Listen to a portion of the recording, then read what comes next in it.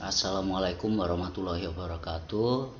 Salam sejahtera, Adil Katalino Pacuramin Kasaruga, Basengat Kajubata. Bertemu lagi dengan saya, Galuh Bayu Ardi.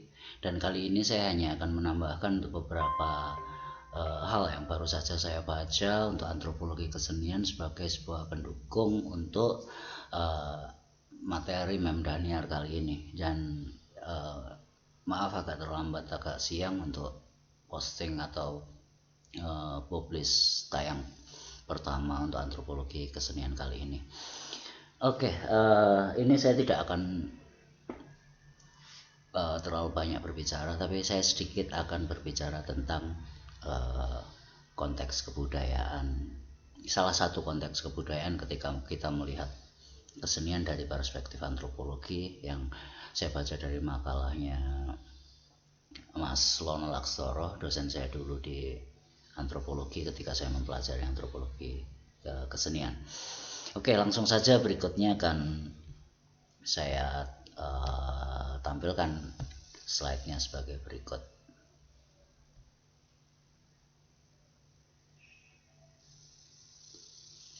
Oke, ini di dalam untuk pelengkap sebagai pertemuan kedua.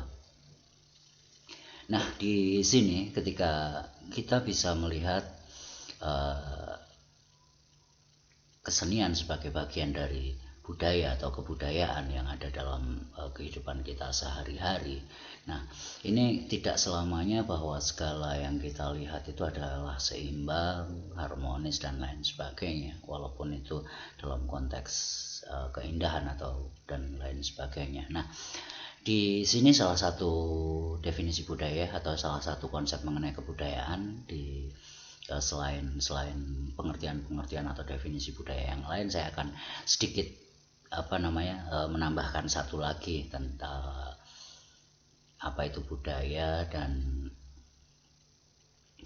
konsep yang berkaitan dengan kebudayaan menurut Homike Baba di bukunya tahun 1994 halaman 34. Oke, langsung saja saya bacakan untuk definisinya. Culture only emerges as a problem and problematic at point at which there is loss of meaning and in the contestation or articulation of everyday life between classes, gender, race, nation, atau yang artinya budaya hanya tampil sebagai sebuah masalah. Nah, budaya itu ada dikaji itu karena budaya sendiri merupakan sebuah masalah sesungguhnya, sesuatu yang problematik, dan pada titik tertentu, pada poin tertentu ada kekalahan makna, dalam arti mungkin ada ada beberapa budaya dan salah satu di antara budaya itu menang dan yang salah satu mengalami kekalahan makna dalam sebuah persaingan atau menunjukkan atau menekankan pada artikulasi kehidupan dalam berarti tidaknya suatu kebudayaan dalam suatu kehidupan itu ada yang kebudayaan yang menonjol atau dominan dan kebudayaan yang yang mungkin terkalahkan, terpinggirkan, atau ya dikatakan mungkin bisa jadi hilang atau tinggal samar dalam kehidupan sehari-hari, dalam baik itu dalam sebuah kelas, struktur atau stratifikasi sosial, gender berdasarkan jenis kelamin laki-laki perempuan, kemudian berdasarkan ras atau etnis, berdasarkan bangsa. Nah, di sini kita bayangkan bahwa budaya tidak selamanya didefinisikan merupakan sesuatu yang harmonis. Di sini bahkan budaya kadang-kadang merupakan ajang persaingan atau ya mungkin pertentangan atau sebuah pergesekan makna. Oke, ini apakah nanti akan menunjukkan terjadinya pergeseran makna, terjadinya hilang atau tidaknya makna? Kita lanjutkan pada pengertian art, artis, dan artisan. Nah, di sini permasalahannya karena art bahasa Inggris yang kita acu sebagai sebuah seni atau seni itu secara historis itu perkembangan kata itu berbeda. berbeda, dalam arti art memiliki perkembangan sendiri dan nanti seni itu memiliki memiliki konsep-konsep sendiri, sehingga sebetulnya ketika kita lihat apakah ini pas atau tidak, tapi itu semua akhirnya di suatu saat bertemu bahwa art diterjemahkan menjadi seni. Nah, di sini dalam bahasa Latin dulu art itu berasal dari kata artem yang memiliki arti atau mengacu pada makna sebagai suatu keterampilan, kecakapan atau skill. Kemudian berkembang lagi di Eropa abad pertengahan bahwa art itu lebih mengacu pada sebuah kurikulum pendidikan atau tata cara pengajaran yang terdiri dari sana grammar, susunan kata, logika, retorika dalam bahasa, aritmetik dalam matematika, geometri dalam ilmu ukur sudut atau ya geometri yang Anda tahu sendiri, ya ilmu-ilmu yang diturunkan oleh Pitagoras dan lain sebagainya, musik dan juga astronomi tentang tatanan bintang, bukan astrologi, bukan perbintangan dalam arti ramalan bintang ya, astronomi itu sebuah tatanan bintang. Lalu kemudian orangnya, artis dan artisan itu lebih mengacu pada orang-orang terampil, orang-orang yang punya keterampilan tertentu, keahlian tertentu, keahlian khusus, baik itu umum. Seperti di sini hanya dibatasi pada 7 bidang yaitu puisi, komedi, tragedi, musik, tari, dan astronomi lagi. Lalu kemudian pada perkembangan berikutnya art memiliki arti sebagai sebuah kegiatan melukis, menggambar, mengukir, memahat, membuat patung.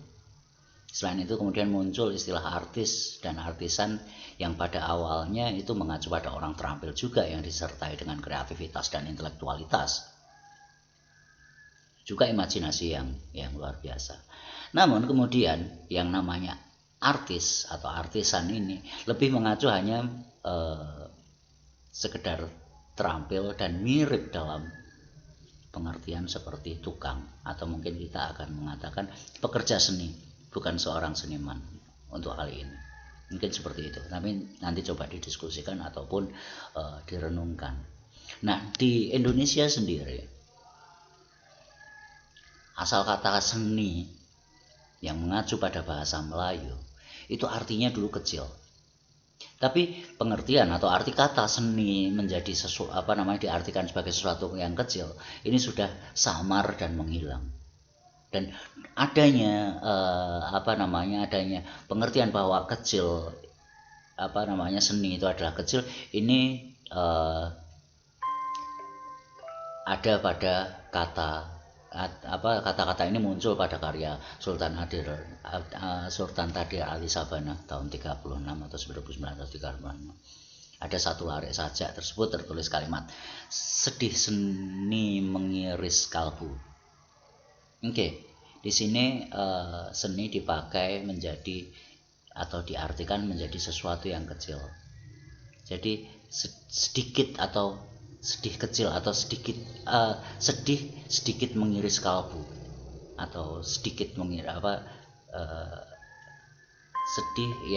kecil atau sedikit mengiris kalbu. Lalu kemudian dalam arti kecil juga ada pada tulisan Taslim Ali dalam kata seni dalam pengertian sama itu kepada murai tertulis hiburkan hatiku atau unggasku seni. Unggas atau ya burung murai yang kecil, mungil. Nah, awalnya memang seni itu adalah sesuatu yang kecil. Memang sekarang masih tertinggal sedikit, tapi sedikit sekali. Dan bahkan kadang-kadang saya pun juga awalnya sebelum membaca tulisan ini saya mengatakan bahwa apa hubungannya. Oke, tapi di sini saya katakan bahwa yang saya baca saya catat ulang bahwa seni arti kata yang hilang. Jadi memang sudah banyak peninggalan arti seni sebagai sesuatu pengertian yang kecil itu hampir tidak terlacak menurut Lona Laksoro. Hanya tertinggal pada kata buang air seni, kemudian buang air kecil. Itu pun sudah hilang dan pengertian air seni saja yang itu masih meninggalkan bahwa makna tentang sesuatu yang kecil itu ada. Nah, saya pun dulu juga menghubung-hubungkan kenapa disebut air seni. Apa mana nyeninya? Dulu saya sempat berpikir seperti itu, tapi ternyata setelah saya membaca ini, dan belum lama, ini jujur saja belum lama, ditemukanlah pengertian seni mengapa seperti ini. Dan di sini akhirnya ya menurut Tuan Lakstoro berusaha menyimpulkan di mana sih kenapa ada seni yang dalam arti kecil dan seni yang dalam arti kaitannya dengan keindahan itu tadi. Dengan keindahan, dan ingat pada art tadi suatu keterampilan atau suatu skill. Nah, di sini kecil itu artinya kecil, halus, rumit, sesuatu yang kecil itu rumit. Dan di beliaunya menemukan ulang bahwa sesuatu kaitannya dengan seni dan kecil itu dalam kata rawit, lombok rawit atau capai kecil. Nah, rawit itu kemudian digunakan dalam istilah karawitan atau seni istilahnya memainkan gamelan Jawa atau alat-alat musik Jawa yang biasa mengiringi wayang, kuda lumping dan lain sebagainya. Lalu itu disebut karawitan dan pelakunya disebut pengerawit. Nah, ini mungkin Anda akan mengatakan ini semacam otak-atik gathuk, tapi paling tidak dengan referensi-referensi ini bisa benar, bisa salah, bisa tepat, bisa tidak, karena ini adalah interpretasi betapa sulitnya mencari akar kata seni untuk kalimat bahasa Indonesia. Sementara kalau di barat dalam kata art itu memang berkembang dari mulai keterampilan dalam berbagai macam bidang ilmu pengetahuan yang akhirnya juga muncul. Nah, di sini dikatakan bahwa yang kita katakan art atau seni itu belum tentu seni. Mengapa demikian? Kita sering, mungkin Anda tahu tari tortor, mungkin pernah dengar bahwa tarian tortor merupakan tarian tradisional Batak. Kita mengenal tortor sebagai tari daerah. Walaupun demikian, pemilik kebudayaan tidak menganggap itu sebagai sebuah tari atau sebuah seni. Mengapa? Karena tarian tortor itu adalah sebuah ritual, sebuah upacara yang kaitannya sangat ada kaitan yang sangat religius. Religius di sini bukan mengacu pada agama, tapi mengacu kepada kepercayaan yang memang universal, yang kepercayaan yang memang ada di setiap tempat dan masih jauh dari belum terinstitusi sebagaimana agama-agama yang ada. Jadi istilah religi dan agama pun juga sebetulnya tidak dengan mudah bisa disamakan.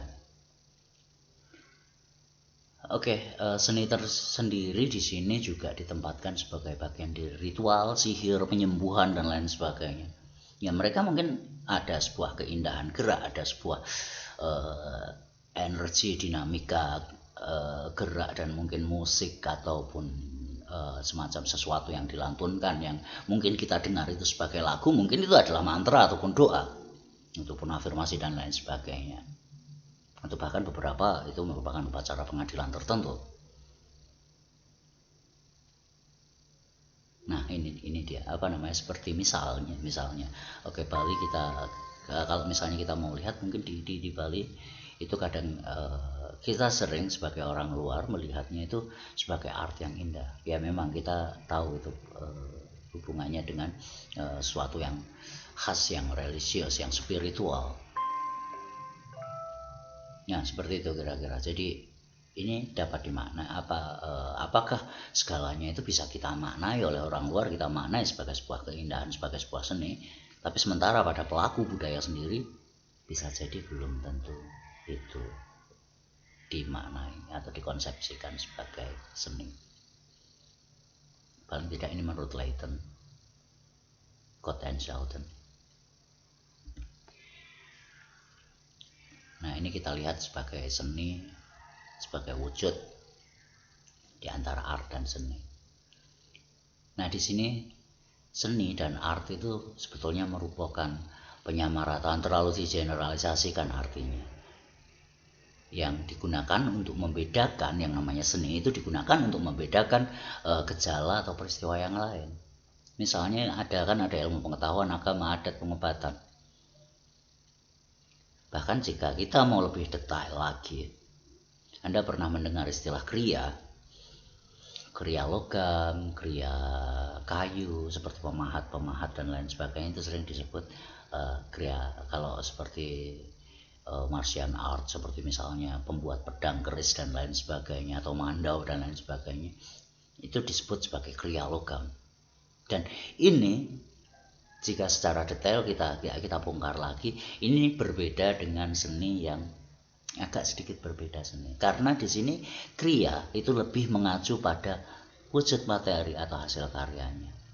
Ingat, di sini ternyata yang namanya karya berasal dari bahasa Sanskrit atau Sanskerta ya. Dalam arti di sini kriya.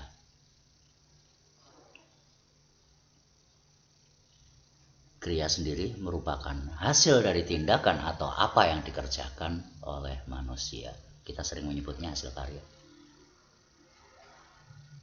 Dan juga kita sering menyebutkan dalam 3 wujud kebudayaan menurut Kuncaraningrat. Setelah ide, perilaku atau tindakan, muncul hasil karyanya.